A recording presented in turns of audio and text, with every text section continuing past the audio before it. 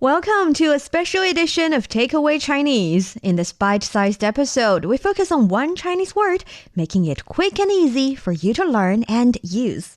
Let's get started. The word we're learning today is 飓风.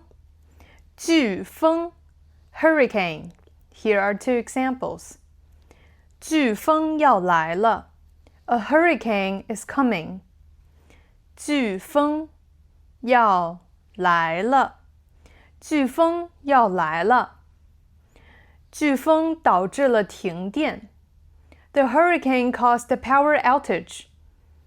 飓风导致了停电. 飓风导致了停电. 飓风 hurricane 你学会了吗？